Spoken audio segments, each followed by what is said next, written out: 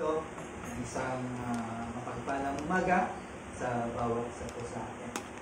At ating ipagpatuloy ang ating pinag-aaralan about our topic is the duty, isang tungkulin ng tao sa Diyos. And we are now in fourth message na ating matutunghayan sa umaga pong ito. Ito yung pagmamahal sa Diyos.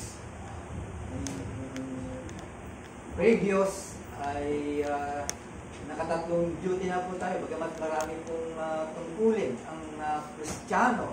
Pero we are yung nasa Biblia ang ating tinatalakay para matunghayan po natin kung ano talaga ang mga bagay na dapat para sa Diyos, and also kasama din po ano yung para sa tao naman, no? Alam po natin ang mga tungkulin po ito bilang mga Kristiyano, or even hindi ka pa Kristiyano, ay tungkulin mo ito sapagkat you are created, no? Nilikha po tayo ng Diyos, kaya bilang pagtanaw ng utang na loob meron tayong tungkulin, okay? At yan po yung pang-apat na ating pag-aaralan sa umaga pong ito. And our text in Matthew chapter 22 verse 37 to 40. Please look for that message, no? For that verse. Okay? So, nabasa na po ito. And gusto ko lang i-connect another verse in Mark chapter 12 verse 30 and Luke chapter 10 verse 27, kung saan ay ang kabugtong po dito sa verse po ito ay nakalagay po doon, with all thy strength. Ibig sabihin, this is the first and great commandment, and the second is like unto it, thou shalt love thy neighbor as thyself. Okay? So, in these two commandments, nakasalalay at nakahang ang batas at ang prophets. Dito nakasalalay. That's why there is a big test, no? Pagsubok sa bawat isa po sa atin, kung saan ito yung malaking pagsubok sa isang tao, kung saan nabasa mo yung Biblia, nalaman po natin kung ano yung puso ng Diyos. At lahat po yun ay hayag po sa atin. Kaya lang, ang mukha ng Diyos ay hindi po natin nakita. So what I mean is, paano mamahalin ang isang hindi mo nakikita? Right? Kaya dito ay makikita po natin sa ating verse na binasa, it describes the final week of our Lord for His ministry. Now, ito yung huling linggo ng kanyang pagmi-ministry, kung saan ay makikita po natin that in this chapter, or patungo na po siya sa krus ng Kalbaryo. Before that, of course, marami pa siyang kinausap regarding sa kanyang pamamaalam. Nakausap niya ang kanyang mga disciple, then i-review those people kung saan sila ay nagsasabi na sila ay makadiyos, no? Especially sa mga scribes, no? Yung mga tao na nandoon, right?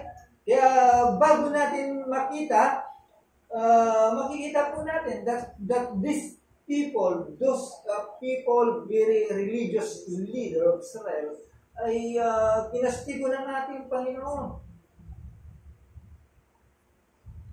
Right? Ano ba kayo? Kayo ay sinasabing makadiyos, pero parang hindi po nakikita ang inyong pagmamahal, lalo na sa inyong Diyos. So dito makikita din po natin yung pagmamahal that we have, yung pagmamahal sa atin ng Diyos bilang ipinagkaloob niya ang ating tagapagligtas na si Kristo, kung saan tinatawag po natin siyang Lord of our life. our Savior.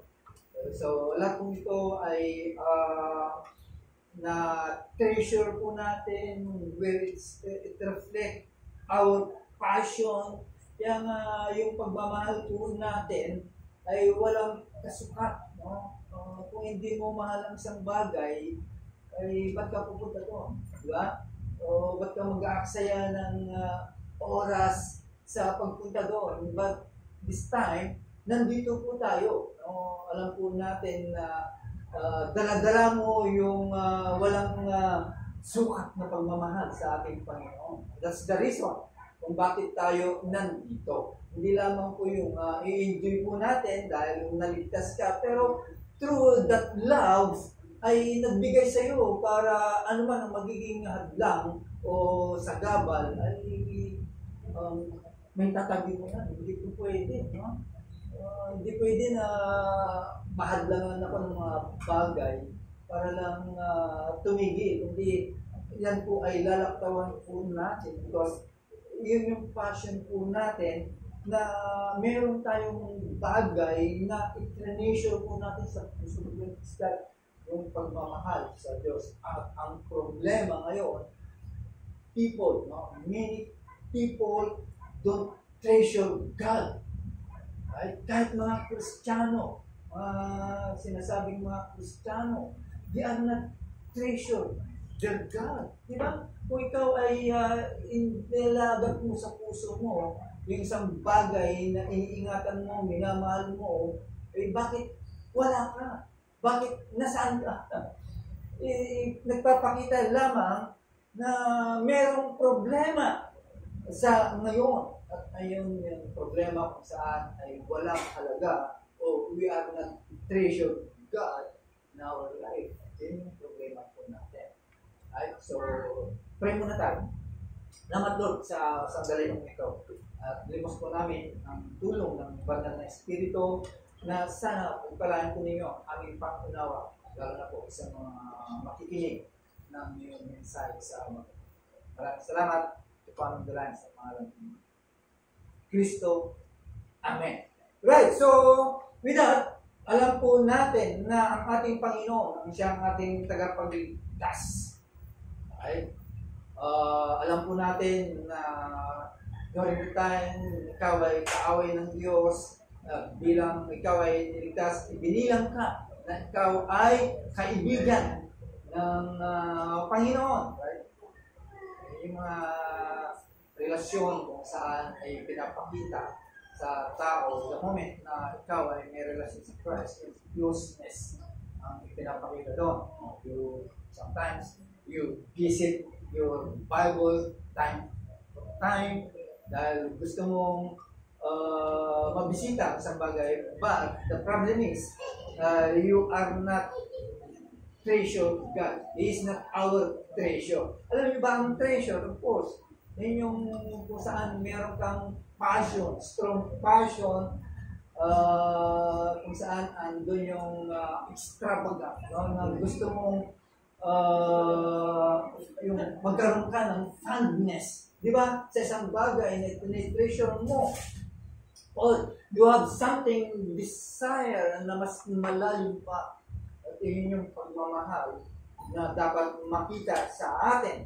So, in this passage, ay makikita natin at malalaman po natin that we are commanded to love God in all-consuming love to Him. Okay? Bilang tao o bilang mga Kristiyano, to love Him with all our heart. Ang buong puso, dapat makita ng Diyos po yun. Right? Sa iyo, sa puso po natin. Gaano mo kamahal ang Diyos. Okay? Kaya ang sukatan. Nababasa mo, nakikita mo ang puso ng Diyos, pero hindi mo siya nakikita ng mukhaan. May bibigay mo ba ang pagmamahal sa ganung bagay?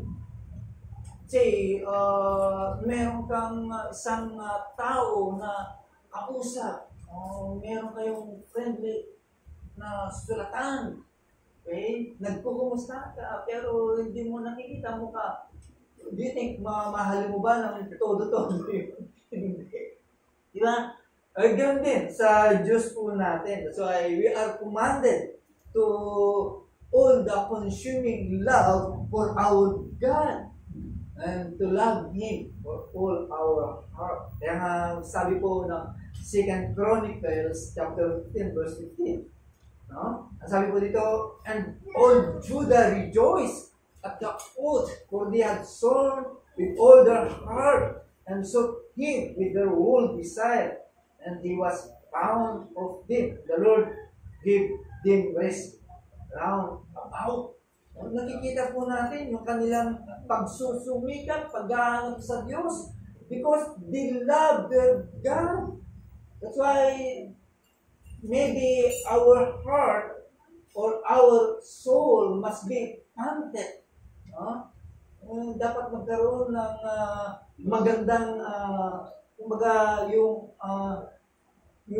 desire or deep desire, longing for our God because of that love. That's why when Jesus commanded us to love God with our heart, ay meron siyang bagay na sinasabi na dapat parehas sa mga sinasabi ng ibang tao o even sa mga nandito na natumayan po natin paano nila mahalin ang ating Panginoon sa Biblia. Kaya nilang ibigay ang kanilang mga sarili. And even to those Christians before, mahal nila ang Panginoon. Pero kapalit ng kanilang mga buhay. Kita po natin po yun. Talagang nakabasa po tayo ng history about those Christians na talagang ibinigay nila ang kanilang mga buhay alang-alang sa pagmamahal ng kanilang buhay. Di ba? Ganun ang klase na ipinapakita at sinasabi ng ating Panginoong Jesus. Kung saan ay kinuman po tayo na mahalin po natin ang ating Diyos ng buong puso. What if, kung merong persecution, kaya mo bang ibigay ang pagmamahal mo sa Panginoon? Depende. Depende sa persecution. Right? Kung paano, kung katumbas ng denial, mamahal mo pa rin kaya ang Diyos, makikita po natin yan pagdating ng araw. Mayroon sabihin ngayon. Kasi, madali lang sabihin, mahal ko ang aking Panginoon. Pero pagdating na araw, ito natin makikita kung ano yung mangyayari. So, ito yung napakalungkot sa ating kapanahunan because majority ay they don't have this kind of passion. Many Christians ay wala sa kanila ang ganitong passion. Di ba? Depende na lang sa tao kung ang taong ito ay nabago ang kanyang puso o itong ang taong ito ay kailangan niya mabago ang puso or nabago na ang kanyang puso. Dalawa lang po yun. Either yung taong yan, nabago ang puso po niya para makita niya paano niya may bigay ang kanyang pagmamahal o yung taong yan, nabago na ang puso. Ibig lang sabihin, there is a poor tinatawag na conviction. Yun? Dalawa lang po yun. Kaya may mga tao na kailangan talaga ay para magkaroon ka ng ganitong passion ay mabago ang puso mo at magkaroon ka ng bagong puso. So, ibig ko lang sabihin sa isang makasalanan kailangan mabago ang puso mo. You cannot love God with kind of passion kung wala ang puso mo ay hindi nababago. Pinapatungkulan kasi po dito sa mga Kristiyano na sila nagsasabi mahal nila ang Diyos. Kapayan na po natin yung mga iba kasi hindi nila talaga may bigay po yun. Ang kanilang totoong pagmamahal. But for us, Christians, kumag na ito ng Panginoon at nasa'yo na ang bagong likas. Nasa'yo na ang bagong pagka-create sa iyo. You are now a new creation. So it means makikita eh. Dapat nga, hindi na kinukuman ng Panginoon po ito eh. Automatic na dapat po ito eh. Bilang binago, dapat nandoon na yung pagmamahal ng Panginoon. Right? Of course, naranasan natin po yun. No? At nagkaroon po tayo ng ganong klaseng pagmamahal. So, whatever situation na meron, ay hindi nagiging sagabal. Kahit malayo ang aking kinalalagyan, dahil sa pagmamahal ko sa ating Panginoon, ay makakapunta. Diba? Pero the problem is, kahit malapit, hindi nakakapunta. So, ang sukatan, talagang mahal mo ang Panginoon. Diba? Kaya, there is a problem na dapat makita ng isang tao kung bakit hindi yung passion na yun ng pagmamahal ay hindi may bigay ng Diyos. Well, you cannot. Kaya sa atin, pwede po natin ibigay. Kaya nga kinukuman po tayo ng Panginoon. So, in Genesis chapter 8, verse 21, ang sabi po doon, the imagination of man's heart is evil from his youth. So, how come na mamahalin mo ang Diyos? Alam mo ang Diyos, dahil siguro pinupuno ka ng biyaya. Diba? Ganun lang naman eh. Pag inuulan ka ng biyaya galing sa langit, I love my God, no? Pumapalakpak pa.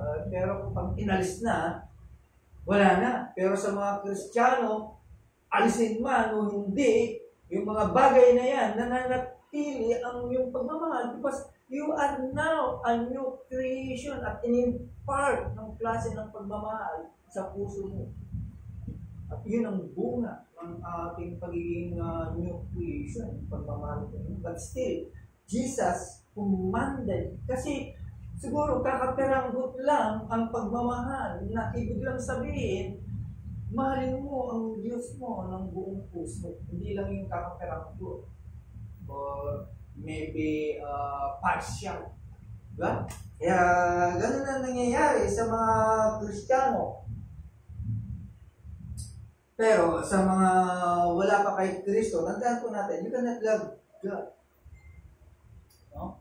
Hindi mo maipapakita ang isang tunay na pagmamahal. Hindi ka nababago unless the Holy Spirit draw you to Christ.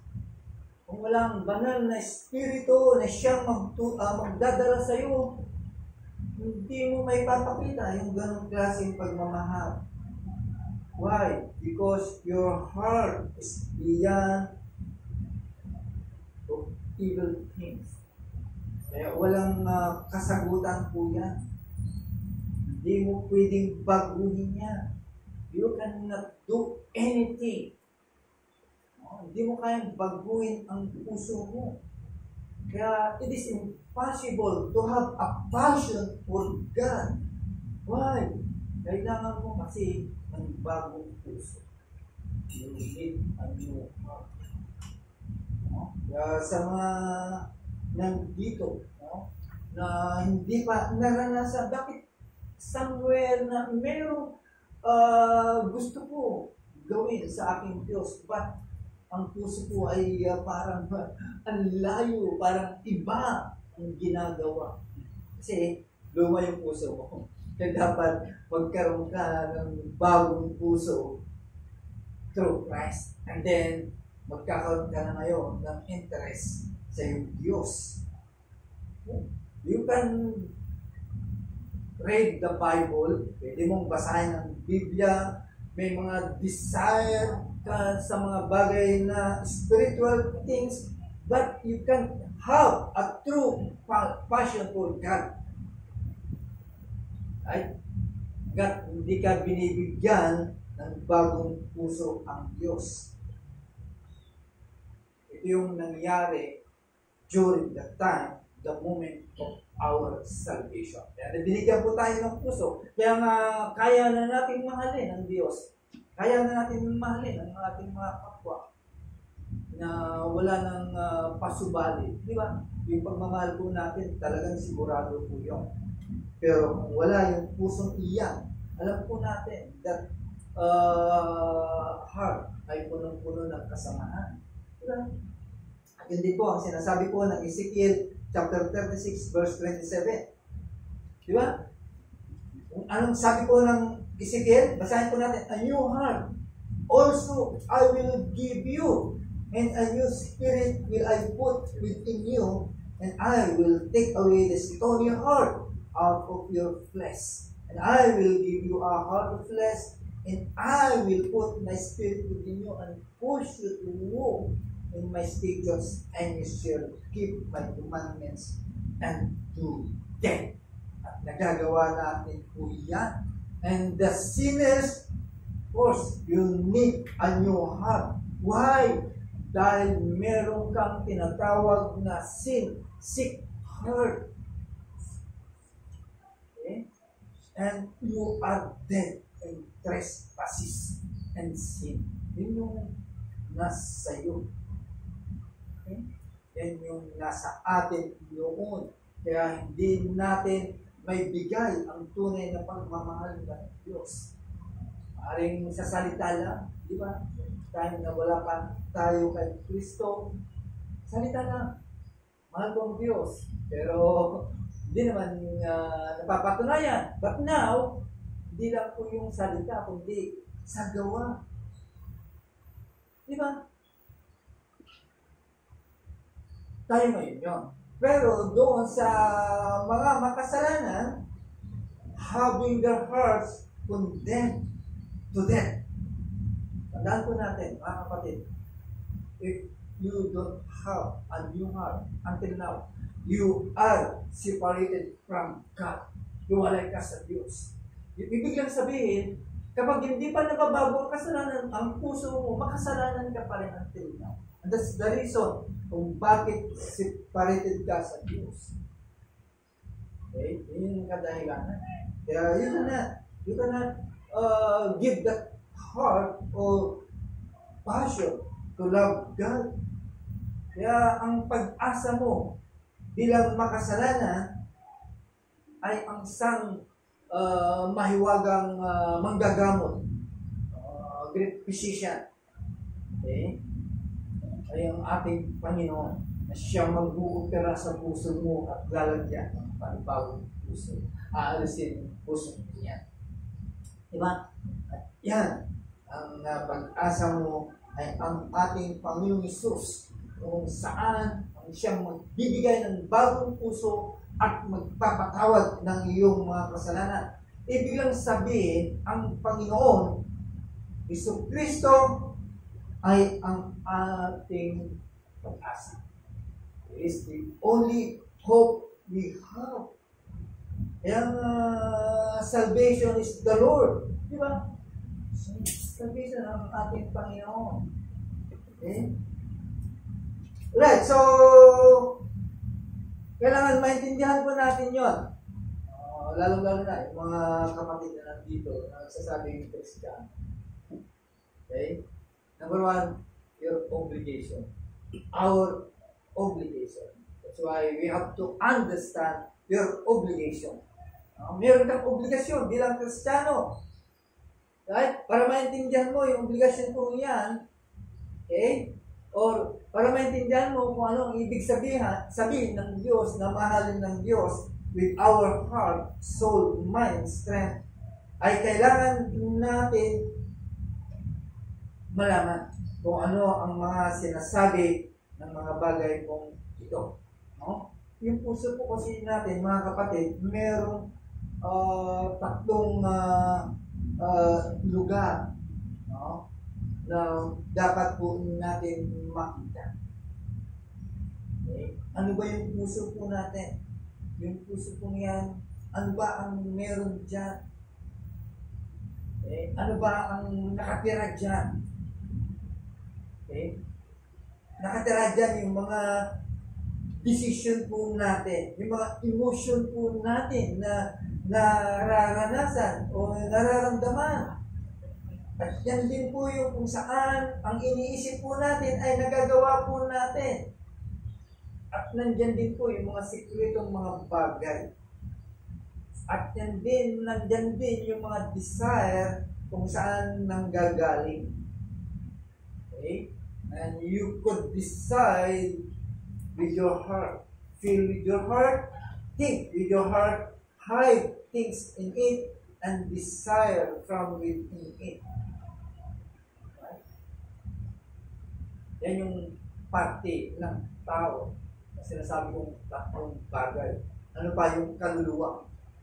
Okay? Yung kaluluwa, ano ang meron dyan? Andyan din yung decision kung saan mo gagawin.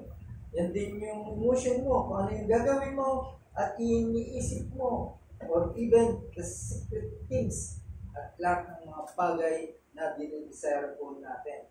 So therefore, you could decide with your soul, feel with your soul, think with your soul, hide things in your soul, and have desire in your soul. Okay? So, ibig lang sabihin, ang dalawa kung ito sometimes ay nagpapalitan sa Biblia. Of course, there is also a mind. Lahat po ito ay nagagamit po natin.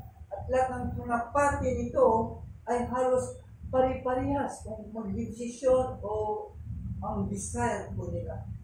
So, ano makikita po natin po dito? Ano po ang pinupunto po dito? Bakit natin binanggit po dito? Kung saan sinabi ng Diyos o ng Bible that we love God with all our heart, soul, and mind, and strength. Anong ibig sabihin po nito? Okay? Na dapat may pakita lahat po ito. Ang tamang pagmamahal po natin sa Diyos or must love to God.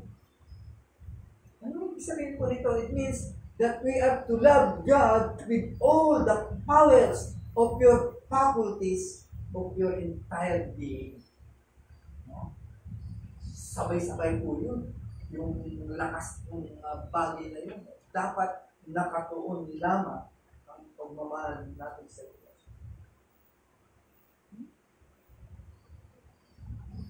Pero sa isang tao na nasa estado pa ng kanyang fallen state, cannot release only the grace of God, ano? Na ipagkakalugdo sa iyo, so you can accomplish this kind of love to God. Pero kung wala pa, ay hindi ko natin gagawa. Bali wala lang, pagmamahal kong yun. Okay? So, bakit apply po natin ang klaseng pagmamahal with the power, okay, of your soul, your heart, and mind? Why? Because the grace of God, kaya po natin nagagawa po yun. Diba? Otherwise, hindi po natin may bibigay ang klaseng pagmamahal po ng God because our mind, our carnal mind, okay, is enmity with God. Kaya kung hindi ka pa naging Kristiyano, wala, hindi mo may bibigay dahil kaaway ka ng Diyos, kaaway mo ang Diyos. At higit sa lahat, enmity against God. Diba? But again, no? Our duty and our obligation is to love the Lord. Okay? Mahal po ang ating Panginoon. So, this is the requirement. Okay? Ito po yung dapat po natin makita para sa mga sinasabing mga Kristiyano. Kaya lang, ang problema, yun nga, hindi natin naibibigay. Baga sa yun po yung isang sukatan. Talagang mahal mo ang Panginoon. Whatever yung kalalagayan mo, sitwasyon mo, dapat nandito. Okay? Dapat andyan yung total commitment mo at obedience mo sa Diyos. Yan lang yung paraan para may pakita po natin. Okay? Pangalawa, understanding the motivation to love God. Tandaan po natin, God is the first cause of all things. Siya ang kadahilanan sa lahat ng bagay. That's why everything that we do should be motivated by our passion. Lahat ng mga bagay, ang kadahilanan po ang Diyos. Kaya dapat ang ating motivation, okay, or ating desire is to please God. Ibig sabihin, yung pagmamahal po natin ay yun po yung ating desire. At yun po yung nagbibigay ng please sa ating Diyos. Okay? So, paano natin may bibigay kung sakaling wala yung passion? Right? Kaya kanina, no? Pag ang isang di pa mananampalataya, you cannot give that kind of passion of love. Okay? Pero sa atin, bagamat hindi pa natin naibigay or maaring napabayaan po natin, we can now renew that passion in our life. Di ba? Maaring nagkulang ka o maaring hindi natin naipakita during those days na sinasabi natin, mahal po natin ang Panginoon. And now, this is the time to renew that passion. Ano ang gagawin po natin? Of course, hindi mawawala yung paglilingkod at bibigay ng karangalan sa ating Diyos. Okay? Ang ating pagmamahal. Nandito ka ba para sambahin ang iyong Diyos? Or nandito ka for something else? Di ba? Kasi yun yung mga paraan. Okay? Nandito ka because you love God. You want to worship Him. You want to serve God. Out of love, you want to please God. Right? Kaya ang simbahan, kailangan niya ang mga tao kung saan minamahal ang Diyos. Kailangan ng simbahan kung saan ang tao ay naglilingkod sa Diyos. Kailangan ng simbahan kung saan these men worship God in spirit and in truth. At yan po yung ginagawa po natin, mga kapatid. Para ma-renew yung passion po yan. Right? Kung ikaw ay nagkulang ka man sa salita ng Diyos o to pursue God in your prayer, in your Bible study, in your reading, lahat po yun ay pwede natin i-renew po yun. Diba? Kaya kung gusto mong ma-renew, that passion is to draw near to God. Lumapit ka sa Diyos. Hindi, yung iba talagang lumalayo. Kailan merong malaking problema, saka naman siya lumalayo. Hindi, ang putos sa atin, draw near to God. Okay? Taking time.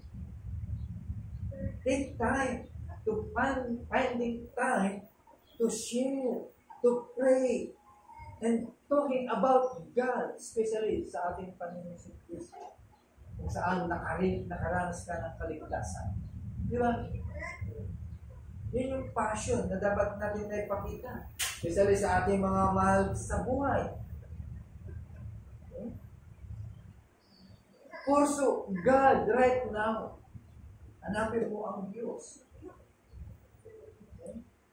Pursue God with your family. Ano po yun? Para talagang may pakita po natin na talagang mahal po natin ang ating Panginoon. Okay? So, talaga ba ang ating Panginoon ay karapat-dapat sa ating pagmamahal? Of course. Alam po natin po yun. Di ba? Yan po ay ginagawa po natin. Pero tandaan po natin, not loving God is an insult to God. Diba? Ito ay yung karakteristik ng sanlibutan. Kung hindi mo mamahalin ang Diyos, it is an insult to God.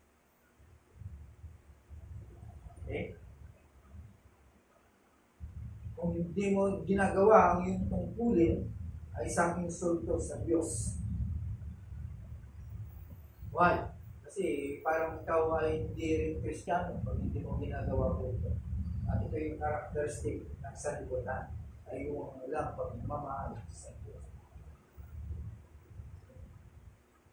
So, to you want to love God, okay? Madali lang, simple lang.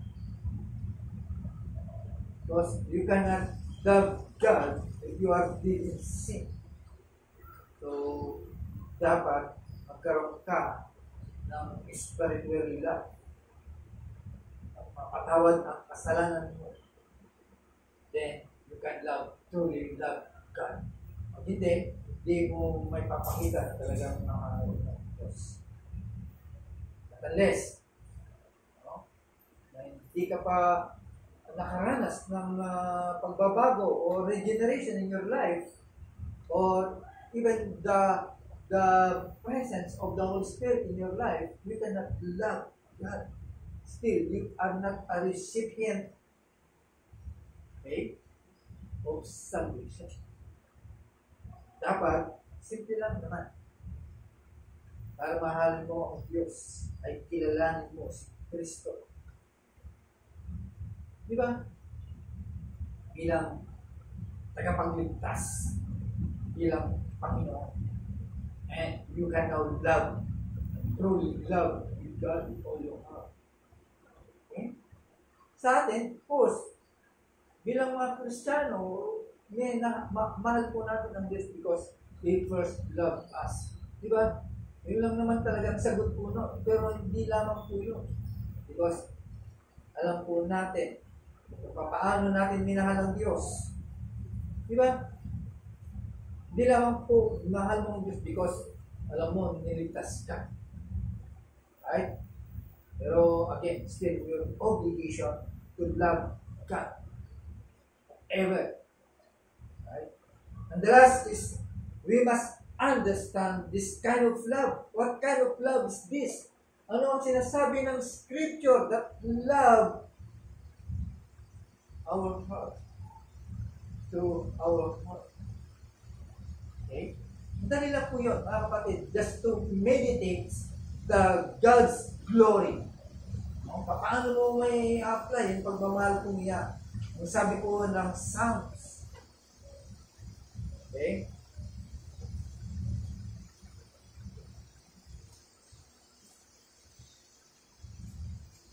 Basahin po natin. Psalms 31 to 23. Kasi dito ay makikita po natin kung talagang meron tayong pagmamahal po sa Diyos. How? Because we are seeking fellowship with God. Kasi kung wala kang pagmamahal sa Diyos, hindi mo siya hanapin. Di ba? Babayaan mo na. Parang meron kang pagmamahal sa ibang tao, pero wala, babayaan mo lang yan. Pero iba yung pagmamahal.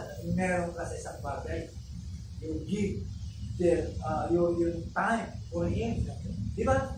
Pero kung mahal mo, ay talagang makipagsik ka o makipagbigay ka ng detalye o time para sa Kanya. And that's the thing na dapat ginagawa ng mga Kristiyano sa ating Diyos. Talagang mahal mo siya. So, ibig lang sabihin, we have to meditate on God's glory, God's great power. Hindi naman po yun ang kadahilanan. Right? Kung hindi po natin ginagawa po yun, of course, maybe we have to renew our passion with Him.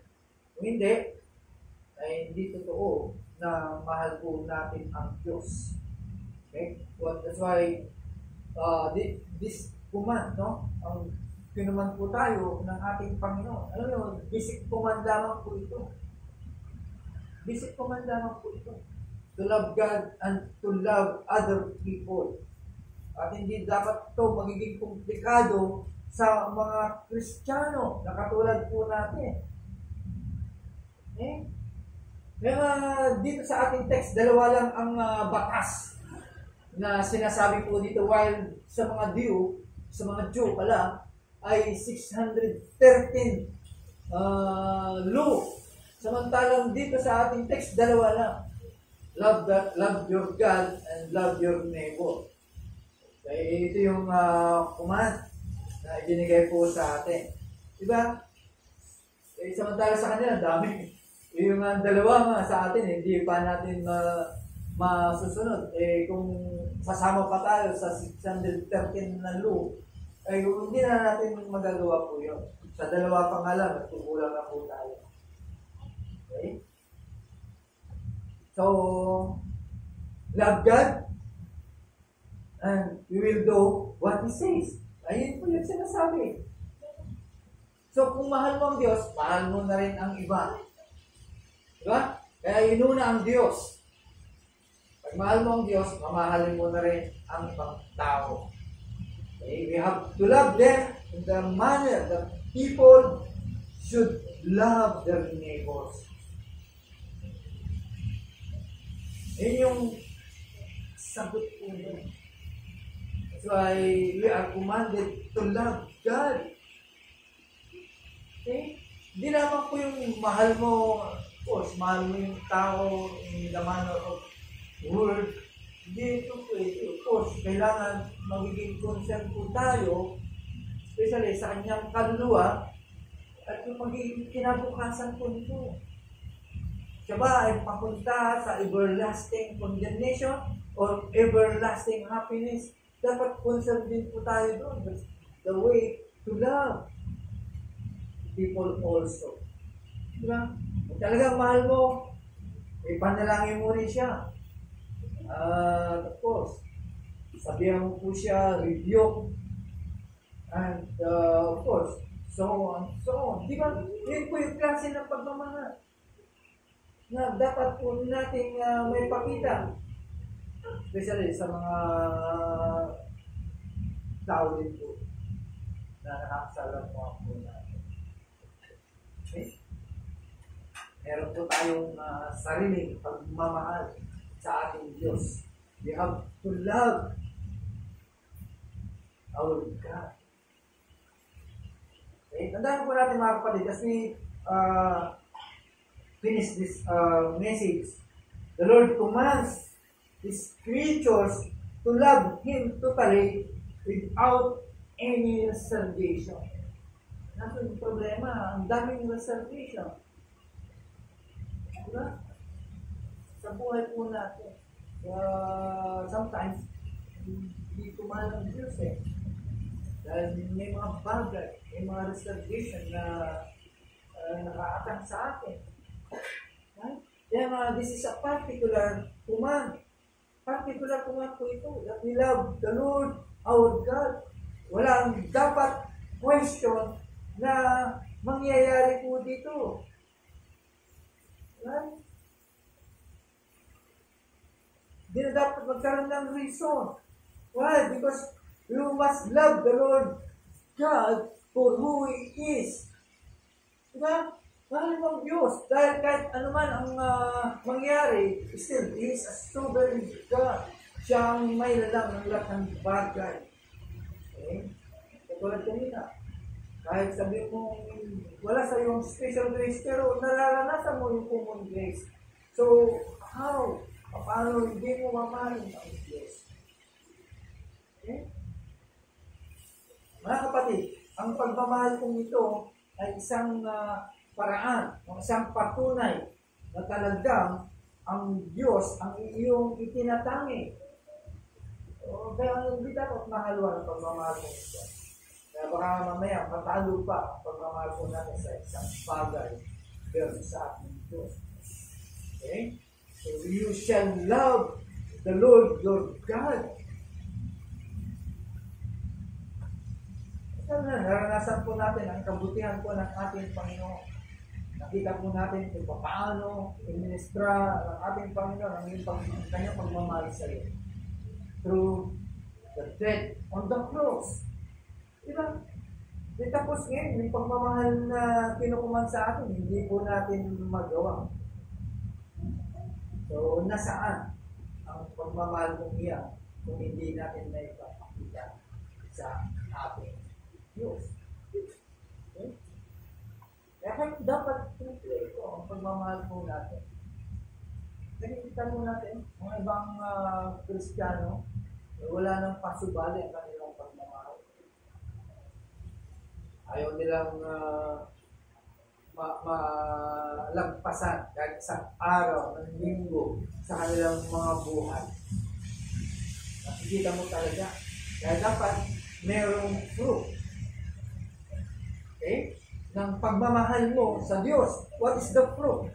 In John chapter 14, verse 15, this is the fruit of the command that we love God. Ang sabi ko doon, if you love me, keep my commandments.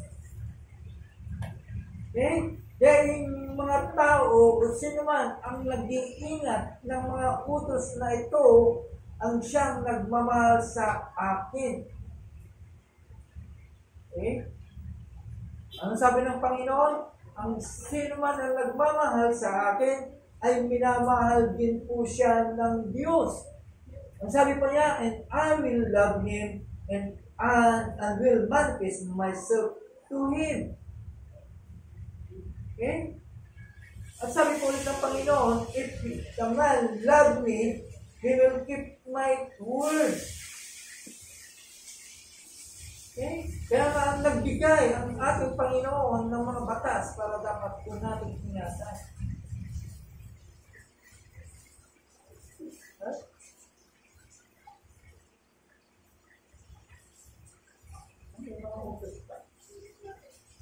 Okay? Yung pagmamahal po natin sa Diyos, kapag kulang ito, po, hindi natin ay bibigay din ang pagmamahal po natin sa kulang ito. So, ang hinihingi sa atin is to love God with all our heart. So, dito, bagamat maraming mga Kristiyano ang nagpapakita at nagsasabi na mahal po nila ang Diyos, but we see the deep hypocrisy sa aming kapanahon. The love God. At nakikita po natin dito from time to time, they brag about how much they love God. Diba? Mahal nila ang Diyos. Pinagsisigawan, pero sa kanilang mga kapitbahay, hindi nila minamahal sa hukay. Okay? Pero yung kakaunting pagmamahal man lang na may bahagi sa kapwa, ay hindi mo makikita. So, napakahirap, no? Na tignan ang mga bagay po ito. Na sana huwag mangyari po sa akin because those who claim to love God, no? But despise those people na dapat mahalin, especially ating Panginoon, ay sometimes very rampant. Kapatid, huwag nating dayain ang ating sarili. Okay? Kung yan ay hindi natin nagagawa, we can now renew our passion. Okay? Kasi hindi natin pwedeng iwalay ang pagmamahal kung yan kung hindi po mahal ang ating mga kapwa. Diba? Pero kung lagi magkasama, bilis ang pahig, butal sa tama. Ibig niyang sabihin, paikot ang pagmamahal ko. Okay? Kaya itong dalawang commands ay nakasalalay po dito. It depends. No? The whole law and the prophets. Kaya sinulkat na lang para hindi ka na mahirapan. Kaya lang, hindi mo ito magagawa. Yes. Hindi mo mahal ang ating tagapagligtas. Tandaan po natin that God is the first cause of all things and loving Him is the source of or cause of love to others. Na dapat nating makita. Huwag mo nating naisin pa na buksan o i-recite yung law ng mga Jew, which is 630. Yung dalawa na lamang po ang ating gawin. If you do that, okay, tandaan po natin, God is the most valued treasure. Okay? So, tanong, do we have that all-consuming love for God? O sa atin. Do you love Him with all your heart? Of course. Mahal mo, be obedient sa kanyang title. Aming Diyos, kami po'y nagpapasalamat. Isa pa ay yung pinaalala po sa ang pagmamahal kong ito ay aming naisasagawa or maybe may mga kadahilanan na ang pagmamahal kong ito ay hindi namin maibigay po sa inyo. Or even Lord, hindi namin mahal din ang aming kapwa. Dito nakasalalay, Panginoon, ang aming pagmamahal. Ito po ay hindi po namin nagagawa din ang pagmamahal po namin sa kapwa. Mahal po namin ang aming mga kapwa, O Diyos, tulad ng pagmamahal na ginawad niyo po sa amin, at tulad din po ng magmamahal ng mga tao kung saan naabot po kami, ginamit po ninyo sila. Sana ganoon din po kami, Diyos, na may paabot din po namin ang pagmamahal na aming naranasan sa mga tao din po, Diyos, na aming nakakasamin po. Ang pagmamahal na ito ay may transfer din po sa kanila at maranasan po nila sa pamamagitan po sa amin kung saan kami ay nakaranas ng iyong dakilang pagmamahal. At sa pagmamahal po niyo ng Diyos, pagkamat hindi po namin matumbasan ang pagmamahal po ito, but we are commanded to love you with all our heart, with all our soul and mind. Kaya, sisikapin po namin po, Diyos, na may pakita po ito, alang-alang sa pagmamahal mo sa amin. Because you are first love us bilang ganti din pagmamahal, bilang pagtanap sa pagmamahal mo ito ay may bigay din po namin. Meron kaming hindi na ibigay ng Diyos, ay inihingi po namin po ito ng tao. Nairingi po, Panginoon, ang mga pagmamahal. Salamat sa mensahe na napakinggan. Pulit ko Diyos sa pagmamahal sa Panginoon Jesus.